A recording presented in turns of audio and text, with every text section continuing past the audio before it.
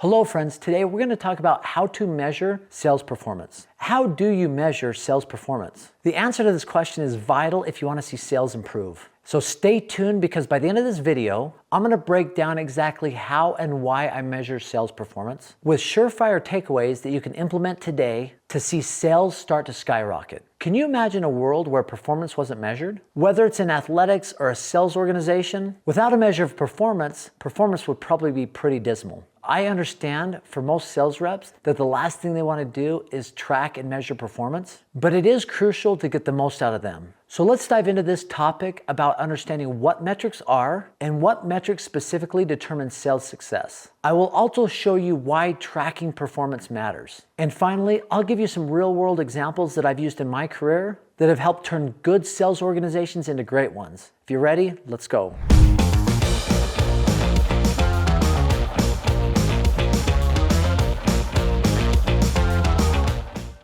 Why is tracking sales performance so important? And how does it work in the sales world specifically? Sales actually is the lifeblood of any organization. There's a quote that I've heard many times that was said a lot of times while we were building our sales organizations, and it was this: nothing in the world happens till a sale's made. And if you think about it that way, honestly, before any company can start doing anything, something has to be sold. Whether it's Apple, whether it's Microsoft, whether it's a car dealership, until something's sold, a lot of things can't even happen at that point. Just what you see, that sales is the tip of the iceberg. It's that little part hanging out of the water, but underneath the surface, it was what tells the whole story. Remember the quote, where performance is measured, performance improves. But even more important than that is this: where performance is measured and reported back, performance really improves. So having that element of reporting back the performance is gonna skyrocket it even that much more.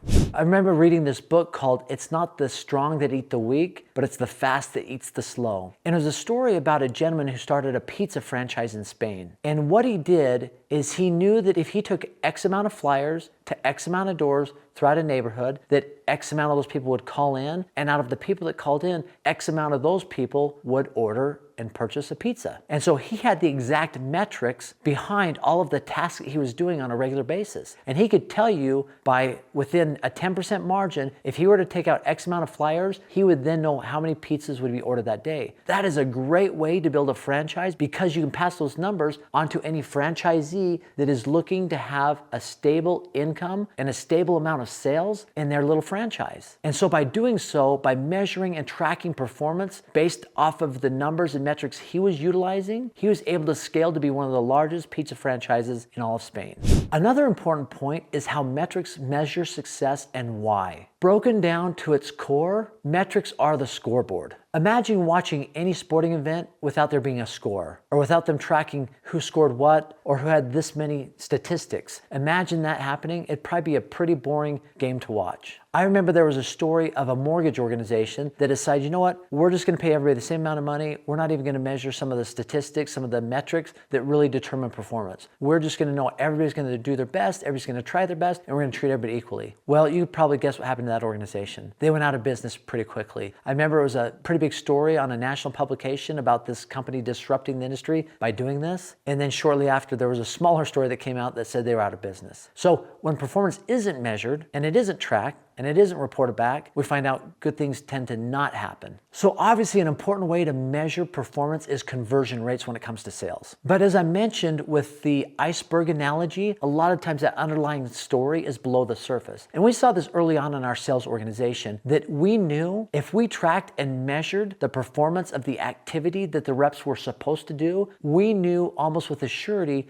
that these certain reps, if we trained their skill set in such a way, that their performance would definitely be at par with what we were hoping for. And the activity we looked at was phone time and dials. We almost knew with a surety if somebody had very low phone time and a lot of dials, that something was going on in those initial conversations where people did not want to listen to them. Either their pitch or their voice was annoying, it was high, they were speaking too quickly, and people were thinking, how can I get off the phone with this person as soon as possible? So they had a whole bunch of dials, but not a lot of phone time. And on the other side of the coin, if somebody had a whole bunch of phone time but very low dials, they were giving too much information. They were acting like the coach. They were acting like the expert rather than just asking the basic questions that led towards them wanting to move forward with that second conversation with the program director. And so we had to train them to not say as much, not try to be the expert, to dumb down their conversations. Because if we could get phone time and dials where they needed to be, we usually saw really good things happen. Another important aspect to measuring sales performance is making sure that you understand your organization's metrics for success. Now, anytime you're looking at sales, as we talked about, conversion rates are really important and probably one of the most important metrics that you measure in all of sales. However, for our organization early on, we started to realize that conversion rate wasn't the best metric to determine sales success. And this could be the same thing for your organization. So doing a deeper dive and understanding what can we do even better, or how can we measure maybe even at a greater degree to help us understand if sales or this sales rep is performing better than this one. For us, we started to realize that if you gave the same amount of reps, the same amount of leads, one person could have a higher conversion rate, but they were performing with less sales. Now, how does that work? So for example, let's say you got 2 sales reps that each get the exact same amount of leads. Let's say that this rep gets 3 sales and this rep gets 1 sales. I think automatically we'd all say this person did better. But what if all these sales that came from this person were $1,000 sales? They got 3 sales, that's $3,000 they did for the week. But let's say that this person did an $8,000 sale. So who actually performed better on the leads? Well, I think you can make an argument for both and how you could train both to do a little bit better, but which person brought more revenue into your organization? Obviously, it was the person who did $8,000 in sales. If you could just train this person to ask for a little bit more money or to be a little bit more confident, you could definitely see how that could scale them up. So what we decided in our organization was combine conversion rate with the amount of money that was sold to the customer, and we called that dollar per lead. So if you gave each of them the same amount of leads, but this person pulled out more revenue, let's say that this person over a few week period of time had 100 leads, but this person did 20,000 in sales, this did 10,000 in sales, this one had a $200 lead, this person had a $100 lead.